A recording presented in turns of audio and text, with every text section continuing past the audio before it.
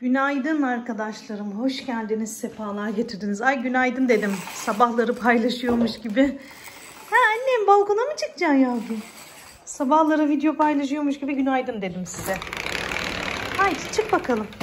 Vallahi dün Ali şuraya arkadaşlar sabun sürdü. Ben de hani böyle süpürürken bir geçtim üstünden ama yine de bakın siyah siyah şeyler oluşmuş. Kapanmıyordu arkadaşlar. Şu an çok güzel kayıyor öyle. Bayağı rahatlamış. Zor oluyordu yani açıp kapaması. Neyse. Neyse. Minnoşum oyun oynayacaksın mı? Ali çayımızı demledi. Ben de hemen kahvaltımızı hazırlayacağım. Karnımızı doyuracağız. Hastane yollarına düşeceğiz bakalım arkadaşlarım. Çay Ali'den, gerisi benden. Haydi. Bir doyuralım karnımızı.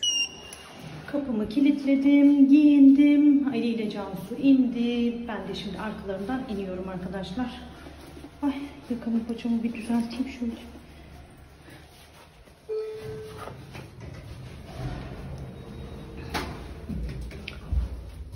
Yeni kazağımı giydim ve muhteşem. Sıcacık sıcacık arkadaşlarım, çok güzel sıcak tutuyor valla. Şimdi Instagram'da bıraktım linkini. Instagram Yeliz'in Günlüğü. Aynı isimde Instagram'da da varım. Buyurun gelin arkadaşlarım. Tariflerime daha hızlı ulaşabilirsiniz. Orada linkini bıraktım da isteyen arkadaşlarım için de burada linkini bırakacağım. Gerçekten çok güzel. Yani 3 farklı rengi var. Neyse Cansu'cum arıyor. Haydi gidelim bakalım. Ve Elif'i de alıyoruz. Gidiyoruz.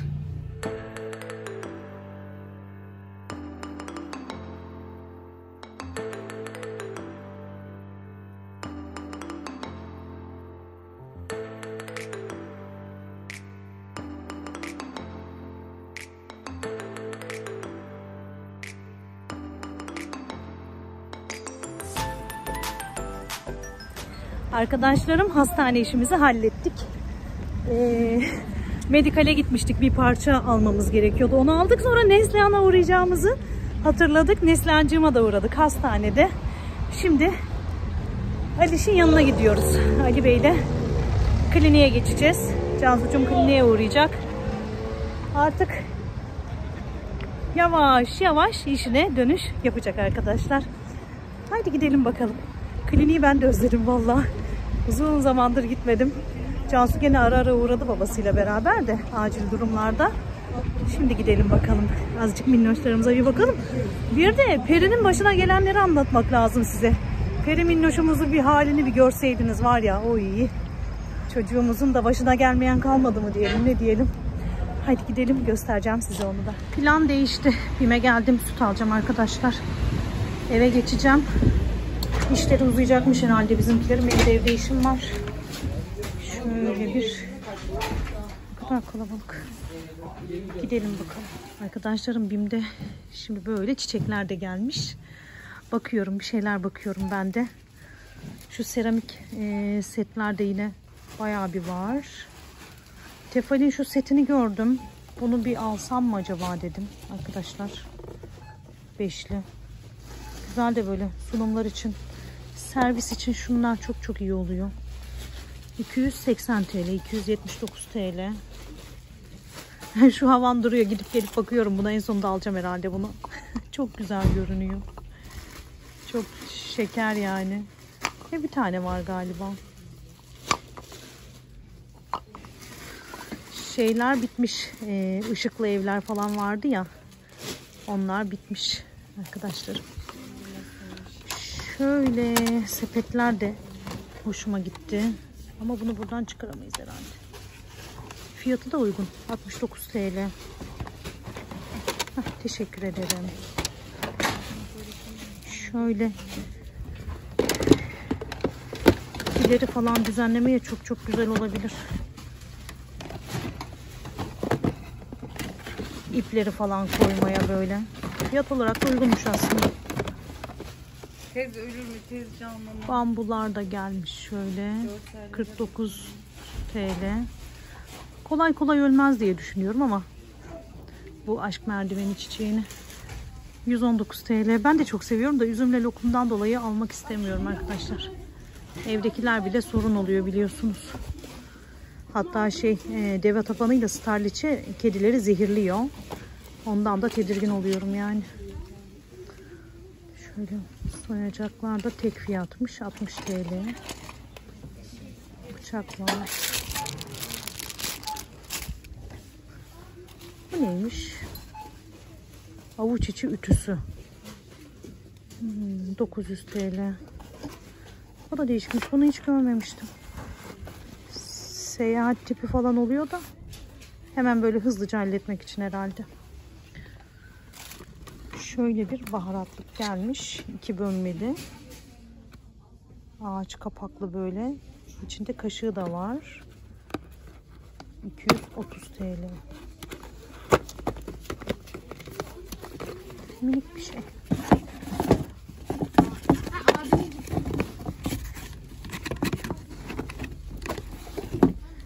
Baksanıza minicik kaşığı var. Ha, yana çevirmeliymiş. Şöyle. Fiyatı da 230 TL. Şirin bir şey ama çok kullanışlı olur mu bilemedim.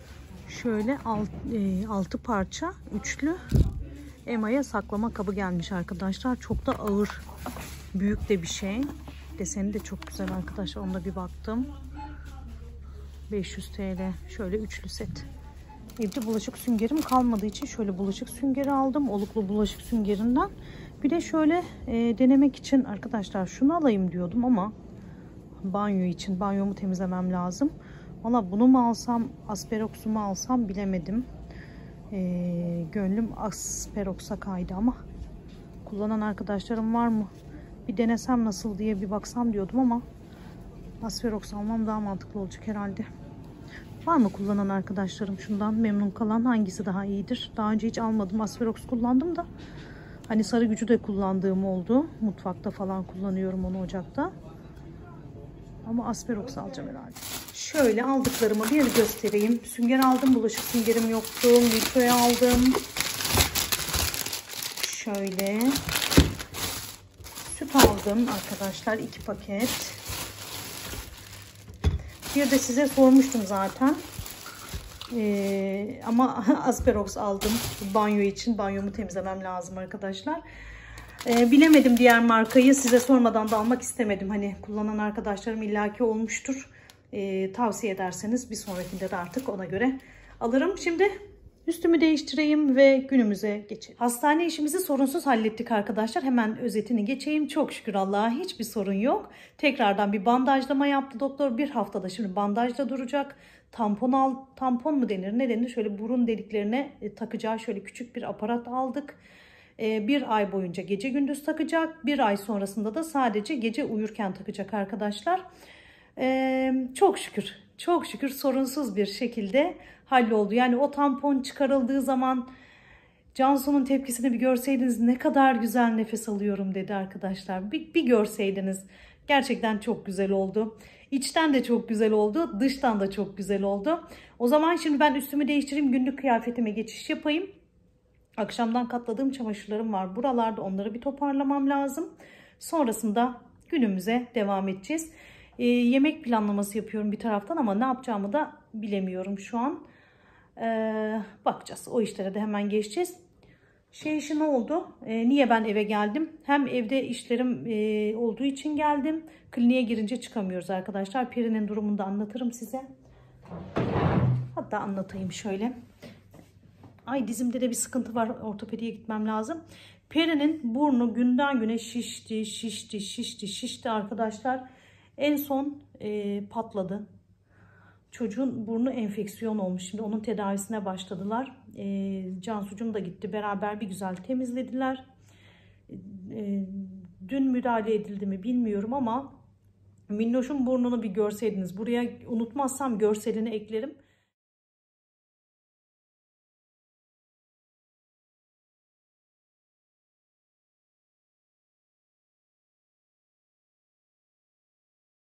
Erkan Cansu'ya fotoğraf atmıştı çünkü hani bir şeyler oluyor falan diye. Ondan sonra çok acayip bir duruma gelmişti yani. Çok şükür şimdi antibiyotik tedavisi falan uyguluyorlar böyle enfeksiyondan dolayı. Çok çok iyi. Şimdi dediğim gibi kliniğe girince çıkamıyoruz arkadaşlar. Gelen giden oluyor, tanıdıklar geliyor gidiyor. Biz bir şeyler yapalım diye uğraşırken ben evin ipinin ucunu kaçırıyorum. O yüzden dedim ki bugün de böyle şimdi hastane işimiz olduğu için evden böyle kahvaltı yaptık çıktık. Dedim Ali sen beni eve at. Elif de eve geçmek istedi. Fatoş'cum rahatsızmış. Onu da bir arayacağım soracağım. Ben eve geçeceğim deyince Elif, Ali de dedi ki ben seni o zaman bırakayım Elif dedi. Elifler de bize yakın oturuyorlar zaten. Bu tarafa gelmişken ben de dedim ki Ali o zaman ben de eve geçeyim. Tekrar kliniğe siz de geçip oyalanmayayım dedim. Durum bundan ibaret. O zaman hemen üstümü değiştireyim ve günümüze devam edelim güzel arkadaşlar. Bugün böyle neşeli, enerjili geldim karşınıza sanki. Derken telefonum telefonum çalıyor, az bakmam lazım canım arkadaşlarım, bir bakayım. Tam videomu başlatmıştım ki telefon çaldı, bakmam lazım dedim arkadaşlar. Bir arkadaşım hastanede yatıyor. Rabbim şifa versin. Bütün hasta kullarına, hastanede yatan bütün hasta kullarına, evinde yatan, hastanede yatan. Rabbim bütün kullarına şifalar nasip eylesin, sizlere de bizlere de. Uyuyan dertlerimizi uyandırmasın yüceler yücesi Rabbim. Valla arkadaşımla konuşurken boş durdum mu? Durmadım. Hamur yoğurdum. Bakın un kovamı bitirdim. Unum birazcık az geldi gibi oldu ama gene de şey oldu. Şöyle 2 tane de yumurta sarım var burada. Hamurum mayalanmaya bile başladı arkadaşlar. Şöyle 1 su bardağı daha un isterdi. Ama bu haliyle de güzel oldu gibi görünüyor. Durun bakın. Çok güzel bir şekil vereceğiz. Verebilirsek tabii canım arkadaşlarım. Sizler nasılsınız? İyi misiniz? İnşallah iyisinizdir. İnşallah her şey yolundadır. Her şey gönlünüze göre oluyordur. Bizi soracak olursanız çok şükür Allah'a iyiyiz. Hoşuz. Rabbim bugünlerden geriye, kötüye düşürmesin. Gene telefonum çalıyor. Azıcık telefona bakayım. Rahim ablam arıyor. Ona da bir bakayım da arkadaşlar. Görüşürüz gene. Duyan eşimiz, dostumuz arıyor arkadaşlar böyle. Topluluktan duyurmadım diye sitem eden, eleştiren arkadaşlarım olmuştu. Kızın burun ameliyatına girecekmiş. Hani neyini sakladın, neyini gizledin, sonrasında geldin yorgunum şöyle. Neyse işte. Arkadaşlar biz en yakınlarımıza bile söylemedik. Söyleme fırsatı bulamadık. Ne olduğumuzu zaten anlamadık. O kadar apar topar hızlı gelişti ki olay, zaten ben size anlattım, durumumu anlattım, yaşadığım durumu anlattım. Perişanlığımı anlattım diyeyim. Rahim abla da diyor haber verseydin ya diyor, gelirdim yardım ederdim. Allah razı olsun güzel insanlardan, bütün güzel arkadaşlarımdan, bütün güzel insanlarımızdan Rabbim razı olsun. Sizlerden de Rabbim razı olsun. Severek izleyen ama. Ayıracağım bu sefer. Ayırmam lazım. Severek gönülden izleyen, gönülden destek olmak isteyen ve beni her halimle kabul eden canım arkadaşlarım, güzel arkadaşlarım. En büyük merci Rabbim yaradan. Allah sizden razı olsun. Çünkü ben 11 dakikalık video paylaştım. Geldim böyle size halimi anlattım. Dinlediniz. Sonuna kadar dinleyen de oldu, atlayan da oldu. Sevmeden izleyip eleştirmek için fırsat kollayanlar da oldu. Ben gerçekten sizlerle buluşabilmek için paylaştım o videoyu. Sizleri hani videosuz bırakmamak için. Çünkü deniliyor ya hani Yeliz'cim sen yap kahveni, ben seni öyle de izlerim diyen arkadaşlarım olduğu için güvenerek, ona inanarak paylaştım o videoyu. Sonra konuşarak video doldurmaya uğraşıyorsun. İşte boş boş konuşuyorsun, öylesin, böylesin. İşte video doldurmak için konuşuyorsun diyenler var. Video doldurmak için fıldır fıldır gezenler de var baktığınız zaman. Ya da video doldurmak için sadece tarif çekenler de var. Yani bu video doldurma olarak bakmamak lazım bu duruma. Günlük hayatımızı çekiyorsak ve sizlerle bir şekilde buluşuyorsak bir şeylerle videomuzu dolduracağız. Geleceğiz karşınıza ki benim video doldurma gibi bir derdim yok. Video doldurma derdim olsaydı ben o gün 11 dakika değil de 21 dakika konuşurdum. Konuşmakta bir şey yok biliyorsunuz. Ondan sonra işte arkadaşlar şimdi Rahim ablam arayınca onu söylemek istedim size. Hani duyurmadı da şey gibi geliyor böyle insanlar, hani iki yüzlülük yapıyor, hani ikili oynuyor gibi düşünenler çok oluyor da Allah herkesin kalbine gönlüne göre versin diyelim. Ne diyelim? Gene başladı benimkiler. Buradan söylüyorum arkadaşlar. Canım arkadaşlarım, sevmeden izleyen, laf sokmak için, eleştirmek için fake hesap açıp sürekli böyle beni aşağıya çekmek için, sadece eleştirmek için izleyen arkadaşlarım yapmayın. Yapmayın, umurumda değilsiniz. Çünkü böyle 2 hafta önce hesabı açmış gelmiş, sanki düzenli izliyormuş gibi eleştiriyor. 1 hafta önce hesabı açmış gelmiş. Kime yandaşçılık yapmak için hesap açıyorsunuz? Kimi desteklemek için? Farklı hesaplardan destek olmak için, yorum yaparak desteklemek için mi yapıyorsunuz bunu acaba? Benim bir tane öyle bir arkadaşım var. Hani yandaşçı da diyemem. Gerçekten gönülden sevdiğini biliyorum. Aynur Çardak arkadaşım. Furkan oğlunun hesabından da izliyor. Kendi hesabından da izliyor. Hatta ben video paylaşamadığım zaman eski videolarımı izliyor. Allah razı olsun. Ama kendini de ortaya döküyor. Kim olduğunu açık ve net bir şekilde söylüyor. Çekinmeden. Söyleyebiliyor. Alnı ak. Siz de söyleyin. Ya da gidin. Canım arkadaşlarım, umurumda değilsiniz. İstediğinizi söyleyin. Ve şey yapıyorlar arkadaşlarım ya, siliyorlar, yazıyorlar, siliyorlar. Ya sileceğin şeyi niye yazıyorsun? Silme. Neyse, sizi daha fazla bu konuyla başınızı ağrıtmak istemiyorum. Rabbim güzel insanları hayatımızdan eksik etmesin. Tam böyle videonun başlangıcında şey diyecektim. Böyle yorgunluğumu, sürekli hastalığımdan beni vurmaya çalışıyorlar biliyorsunuz. Beni anlayan, izleyen, düzenli takip eden arkadaşlarım zaten hiçbir şekilde benim ne söylemek istediğimi farklı bir tarafa çekmiyor. İnsanoğluyuz, etten kemikten insanız. Hepimizin koşturmacaları farklı. Herkesin bedeninin dayanma gücü farklı. Ben her zaman hani söylüyorum, hani bağışıklığım düştüğü zaman hastalıklarım farklı nüksediyor.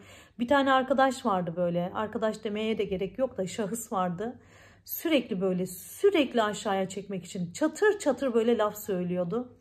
Bir keresinde böyle hani eğitim şart yazmıştı. Ben de gerçekten eğitim şart demiştim. Bak seninle ortak noktada buluştuk dedi bana. Bak ortak noktada buluştuk, aklın yolu bir dedi. Ben de dedim ki hani ne mutlu bana dedi seninle buluştuk ortak noktada deyince. Dedim ki seninle biz ahirette de buluşacağız. Ne mutlu değil mi dedim. Ahirette de karşılaşacağız. Ahirette de buluşacağız. Vallahi ben Allah'a havale ediyorum güzel arkadaşlarım. Hiç başınızı ağrıtmak istemiyorum ama ben gerçekten burada seven arkadaşlarım için varım. Seven arkadaşlarım için burada olmaya devam edeceğim. Ama beni bile isteye, fake hesap açıp, kötülüğüme konuşup, beni aşağıya çekmek isteyen, beni üzen, kıran, bağışıklığımın düşmesine neden olan kim varsa bize yalan, Allah'a ayan, Allah biliyor. Şu an izliyor da zaten, izliyorlar kendilerini de. Size Allah'a havale ettim. Mahşer günü hepinizden hakkımı alacağım. Ben Allah'a havale ettim sizi. Benim şuramdaki kırıklıkları, bana hissettirdiğiniz duyguları hepsini Rabbime havale ettim. Behçet hastasıyım dedim. Yine söylüyorum. Behçet hastasıyım. Yorgunluğa, uykusuzluğa, strese gelmiyor. Ama ben elimden geldiğince sizlerle buluşmaya çalışıyorum. Çalışacağım da. Çok bunaldım. Yani bu hastalık sürecinde bağışıklığım düştü. Hastane sürecinde bağışıklığım düştü. Behçet hastalığında ağız içinde aflar çıkar. Vücutta kızarıklıklar çıkar. Farklı semptomları vardır. Gitgide ağırlaşır. Benim uzun aylardır, hatta belki yıllardır yaşamadığım bir eksisini daha bana yaşattınız. Bana yaşattınız. O yüzden Allah'a havale ediyorum sizi. Gideyim ben. Daha fazla konuşmaya gerek yok. Seviyorum sizi. Güzel arkadaşlarım. Hepinizi çok seviyorum. Yorgunum dememek için karşınıza yorgunum dememek için, bağışıklığım düştü dememek için bugün vitamin aldım. Ben de hoşnut değilim yorgun bir şekilde karşınıza gelmekten. Ama dediğim gibi etten kemikten insanız. İnsan bir çarşıya gidiyor geliyor da yorgunluğu böyle üstüne çöküyor. Koşturuyoruz hayatın içinde. Yani siz de elinize kamera alsanız benden farklı bir hayatınız yoktur bence. Yoktur. Çünkü siz de koşturuyorsunuz. Siz de uğraşıyorsunuz. Evinizle, eşinizle, çocuklarınızla, yemeklerinizle. Siz de koşturuyorsunuz, uğraşıyorsunuz yani. Değil mi Ali Beyciğim? Evet canım, evet. Hoş geldin canım. canım. Aynen, haklısın. Hak verdi Ali Bey bana. Ali'cim bana hak verdi. İnanın elinize kamerayı almasanız bile siz de benim kadar yorgunsunuz. Eğer böyle 25'li 30'lu yaşlarda değilseniz tabii. Yaş günden güne ileri gidiyor canım arkadaşlarım. İleri gidiyoruz. Yaş alıyoruz. Güzel yaş alalım. Sizlerle beraber çok güzel günler görelim inşallah. Benim ev halim geldi. Akşam yemeği faslına bir geçiş yapmamız lazım. Cansucuğum arıyor beni şimdi de, ona da bir bakayım. Heh, babası koşa koşa mama yedirmeye mi gelmiş? Yemiyoruz. Karagözlü yemiyor. Gel. Gel annem gel, yalanıyor ya. Ağzına sürdüm zorla da onu yemiyor. Gel annem, sen niye yemiyorsun ya? O kadar yeter, tamam. Ha? Tadımlık mıydı babası? Bak. Seke gitti babasının yanına. Vestiyeras canım benim. Hala yalanıyor hala. Şöyle hamurum da mayalandı. Önce hamurumu fırına süreyim. Ondan sonra akşam yemeği işine geçeriz. Vallahi Ali'ye dedim ki acil un lazım bana Ali dedim. Ama hamur mayalandıktan sonra geldi. Ben sana ne kadar oldu ya yazalı Ali? Sinangil'in ununu almış şöyle. Canım benim sağ olsun. Vallahi şunun şeklini vereyim ben önce. Sonra da yemek faslına geçiş yaparız. Zaten güzel bir şekilde mayalandı hamurumuz. Baksanıza. Çok güzel oldu. Arkadaşlarım, poğaçamı şekillendirdim. Şimdi yumurta sarımın içerisine çörek otunu ekledim. Güzelce sürelim ve fırınımıza sürelim. Fırınımı da çalıştırdım 175 dereceye. Şimdi şu sürme işini bir halledelim. Unu az olduğu için istediğim şekli veremedim arkadaşlar. Farklı bir model yaptım. Unum geldi ama geç geldi. Olsun. Ben de evde var sandım valla. Emin olamadım. Şimdi hemen yemeğimize geçeriz. Mercimek çorbası da yapmıştım. Dünden nohut tavam var. Arkadaşlarım. Azıcık salata. Pilavım da var dünden. Yetti gitti. Allah bin bereket versin. Şöyle. Şunu.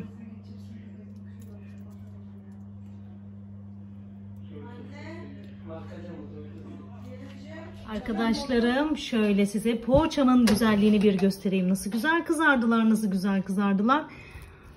Vallahi mis gibi oldular. Şimdi masamız da hazır. Size masamızı da göstereyim. Akşam yemeğimiz hazır arkadaşlarım. Şöyle çorbamız, pilavımız, nohut tavamız. Dün kıyma çıkarmıştım ben yemek yapmak için. Kıymam var demiştim hatta size. Onu kavurdum şöylece arkadaşlar. Hatta dün akşam Ali kavurdu onu. Ben de ısıttım, baharatladım, getirdim. Bol da salatamız var, pilavımız var, mercimek çorbamız. Allah bin bereket versin. Peçetemiz yok. Sofrada suyumuz, ayranımız yok. Onları da tamamlarız. Ekmeğimizi de getiririz. Afiyetle yeriz inşallah. Rabbim bin bereket versin. Akşam yemeği sonrası çay fasılları yapıldı. Bitti arkadaşlar. Yorumlarda soran arkadaşlarım, kedimize neyi kullanıyoruz sakinleştirici olarak? Köpeklerde de kullanılıyor ve Cansucuğum bunu çok tavsiye ediyor. Bayağı bir işe yaradığını söylüyor ki lokumda da gerçekten sakinlik sağladı. Bunu size bir göstermek istedim şöyle soran arkadaşlarım için. Şöyle görüyorsunuz. Evet. Geldim arkadaşlar. Bir ışık ayarlaması falan yaptım. Şöyle alayım. Arkadan telefonun ışığı dikkatimizi dağıtmasın canım arkadaşlarım. Vallahi videomu düzenledim. Şuramda patladı. Ya bu konularla ben sizi sıkmak istemiyorum. Sürekli de bir anlatma derdindeyim, çabasındayım. Beni anladığınızı biliyorum. Anlamayanlar da zaten anlamamaya devam edeceklerdir. Siz anlayın yeter arkadaşlar.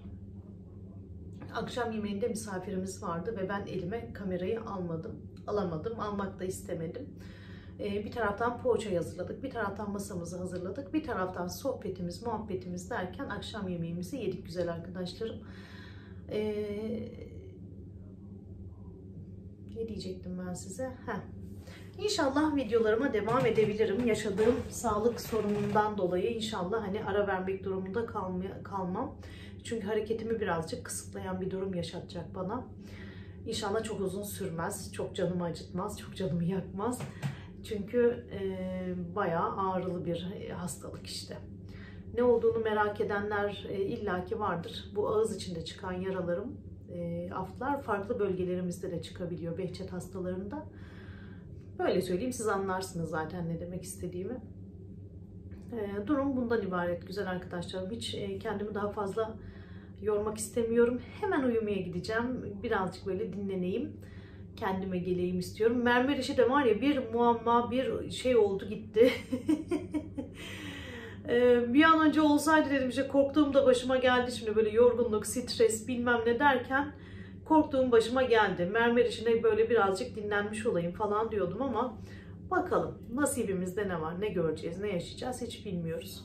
Hayırlısıyla gelsin, sağlık olsun. Sağlık oldu mu her şey oluyor güzel arkadaşlarım. Yani işin başı sağlık. Rabbim sağlık nasip etti mi olmayacak iş yok. Öyle işte bugün de böyle geçirdim. Çok daha böyle dolu dolu video çekmek istedim size aslına bakarsanız ama baktım ki geliyor gelmekte olan acısı şunu bunu, dedim hiç şey yapma, banyoyu temizleyecektim ya, onu bir erteledim şimdi. Böyle de bir durum işte arkadaşlar. Hani farklı bir hastalık olsa belki çok daha anlayışlı yaklaşılırdı. Ya bilinmediğinden ya insanların işine gelmediğinden kimse hani böyle şey yapmak istemiyor. Ama beni çok iyi anlayan arkadaşlarımın da olduğunu düşünüyorum içimizde. Yarın sabah vitaminime başlayacağım bakalım. Eğer şey olursa enerjisi böyle bağışıklığımı falan güçlendirecektir, toparlayacaktır beni. Eğer iyi gelirse de zaten devam ederim, sürekli kullanırım. Soru sorar mısınız dediğim videodaki soruları da böyle aklımda olanları cevaplayayım arkadaşlar. En çok merak edilen Ali ile nasıl tanıştığımız. Onu çok uzun anlatmam lazım. Böyle şöyle böyle diyemem. Biz hani görücü usulü evlenmedik. Severek, aşık olarak evlendik. Onu böyle detaylı anlatmak lazım. Böyle üstten geçilecek bir konu ve olaylar değil diyelim. Ondan sonra başka ne vardı? Neden bu kadar ılımlısın diye sormuştu Ayşe. Ayşeciğim neden bu kadar duygusal ve neden bu kadar ılımlısın diye sormuştu. Fıtrat, yaratılış, hiç kimse sonradan kendinde olmayan bir şeyi kolay kolay edinip hayatına dahil edemez herhalde diye düşünüyorum. Gerçekten çok duygusal bir insanım. Çok empat bir insanım. Empati duygum çok yüksek. Siz bana bir şey anlattığınız zaman onu ben yaşamışım gibi hissedebiliyorum. O duyguya çok çabuk girebiliyorum. O yüzden de çok çabuk ağlayıp çok çabuk gülebiliyorum. Ilımlı olmak da o da bir fıtrat ama arkadaşlar. Yani olumlu tarafından bakmak lazım. Kırmadan, incitmeden, doğru yola ulaştırmak için daha sakin olmak daha güzel diye düşünüyorum. Aklıma gelmişken sorularınızı da cevaplayayım da belki video çekemem yarın öbür gün.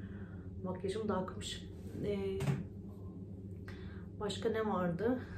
Neden görüşmüyorsunuz gibisinden sorular vardı. Zaten çok fazla soru gelmedi. Ya duyulmadı arkadaşlarım ya da soracak bir şey bulunamadı diyelim. Görüşmediğim insanlarla, ya sizin bildiğiniz 1-2 kişi var. Benim görüşmediğim bayağı bir insan var baktığınız zaman. Yani hep bir şey dedim ben. 40 yaş benim için milat.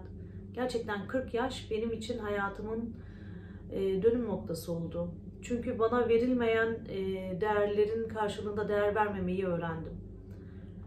Vazgeçmeyi öğrendim diyelim. Hani görüşmediğim insanlarla da neden görüşmüyorum? Vermiş olduğum sevginin, saygının, değerin karşılığını görmediğim için. Ve sürekli bunu 1-2 kişi için söylemiyorum. Allah aşkına farklı yerlere çekmeyin. Bir ilişkide akrabalık olsun, arkadaşlık olsun, evlilik olsun, kardeşlik olsun, işte ne tür ilişki düşünürseniz düşünün. Bir ilişkide sürekli benim alttan almamla yürüyen bir ilişki ise, hep benden gidiyorsa, hep benden isteniyorsa, hep ben vereyim isteniyorsa o ilişkileri yürütmek istemiyorum artık. Hayatımda yürütmek istemiyorum. Arkadaşlıklarımda, akrabalıklarımda, kardeşliklerimde yeri gelirse. Yani şu hayatta sırtımı dönmeyeceğim 2 insan var. Biri annemdir, ikincisi babamdır. Onun dışındaki herkese sırtımı, evladım olsun, eşim olsun, sırtımı dönebilirim. Verdiğim değeri, sevgiyi görmüyorsam, gösterilmiyorsa sırtımı dönebilirim, dönerim. Dönmem gerekiyor artık. Bunu öğrendim ben arkadaşlar. O yüzden ben eğiliyorsam yeri geldiğinde karşımdaki de eğilmeli. Ben alttan alıyorsam yeri geldiğinde karşımdaki de alttan almalı. Ben saygı duyuyorsam karşımdaki de bana saygı duymalı. Ve Para için beni hiç kimse değişmemeli. Beni hiçbir şeye değişmemeli. Para için hiç değişmemeli. Bazen şey deniyor böyle. İnsan insana lazım hani. İnsan insana her zaman lazım deniyor böyle hani küslükler konuşulduğunda. Ben insan değil miyim? Ben kimseye lazım olmayacak mıyım? Ben kimseye lazım değil miyim? İnsana insan lazımsa ben de lazım olmalıyım. Sadece niye bana lazım olsun birileri diye düşünüyorum. Ondan dolayı çıkarları için bana sırtını dönen, beni yok sayan, parayı benden değerli gören herkese sırtımı dönmeye hazırım. Onu da öyle cevap vermiş olayım. Başka hangi soru vardı? Başka da soru. Neden erken evlendiniz? Aileniz mi istedi, siz mi istediniz diye bir soru vardı. Ben istedim. Ben Ali'ye aşık oldum, çok sevdim. Hala çok seviyorum, hala aşığım. Bunu hani yürekten de söylerim. Allah razı olsun, Allah bin kere razı olsun. Bazen bir kaşık suda boğasım geliyor. Hepimizin olduğu gibi onun da beni bir kaşık suda boğası geldiği zamanlar oluyordur. Evlilik hayatı bilirsiniz ama Allah başımdan eksik etmesin, Allah yanımdan eksik etmesin. O soruyu hatırladım şimdi. Başka da soru var mıydı? 8 kardeşiz. Kaç kardeşsiniz diye sorulmuştu. 8 kardeşiz. Aynı anneden 2 kardeşiz ama farklı annelerden toplamda 8 kardeşiz. Kadir abimle ben annemden kardeşiz, karındaşız. Diğerleriyle babamdan kardeşiz. Ama aramızda üveylik hissetmediğimiz abimiz, ablamız da yok değil arkadaşlar. Hepsiyle görüşüyor musunuz diye bir soru vardı. Bir toplulukta bir araya gelindiği zaman tabii ki herkes herkesle görüşüyor ama özellikle telefonda görüştüklerimiz, sürekli böyle sıkı fıkı olduklarımız, telefonda görüştüklerimiz sayılı diyebilirim. Herkesle aynı derecede görüşmüyoruz gibi yani. Küslük de yok, dargınlık da yok ama çok böyle sıkı bağ da yok diyebilirim. Başka ne vardı? Başka da hatırladığım yok arkadaşlar. Bugün böyle bir video ile geldim karşınıza. Kendimi çok daha fazla zorlamak istemedim. Anlayışınıza sığınıyorum. Ben sizleri arkadaş, kardeş, dost bildiğim için sizlerle paylaşıyorum, anlatıyorum, durumumu anlatıyorum. Anlayan arkadaşlarıma da çok teşekkür ediyorum. İnşallah bundan sonra karşınıza böyle yorgunluğumdan, hastalığımdan bahsetmeden gelmek nasip olsun. Hep sağlıklı olalım, hep dinç olalım ve hep güzel günlerde buluşalım. Ne diyeyim? Ben gerçekten hani seviyorum. Vlog çekmeyi seviyorum, sizlerle buluşmayı seviyorum. Elimden geldiğince her şeyi yapmaya, hani her şeye yetmeye çalışıyorum ama bu sefer işte gördüğünüz gibi hastalıklar, bağışıklıklar, bilmem neler patlıyor. Olsun, bu da geçer güzel arkadaşlarım. Gerçekten bu hastane olayları üstüne işte onun öncesinde olanlar birikti artık bir yerde böyle oldu. Şu hayatta benden daha kıymetli hiçbir şeyin olmadığını düşünüyorum bazen arkadaşlar. En kıymetli olan biziz. Biz varsak her şeyimiz var. Biz yoksak hiçbir şeyimiz yok. O yüzden elimden geldiğini yapıyorum. Gelmeyeni de bırakıyorum. Bu hastalık bana işleri bırakmayı öğrettirdi. Valla bu akşam da dedim yani şu mermer işi beni bunalttı. Temizlik yapacağım, yapamıyorum. Kapılarımı sileceğim, edeceğim. Yapamıyorum. Çok da böyle şey yapamadım zaten.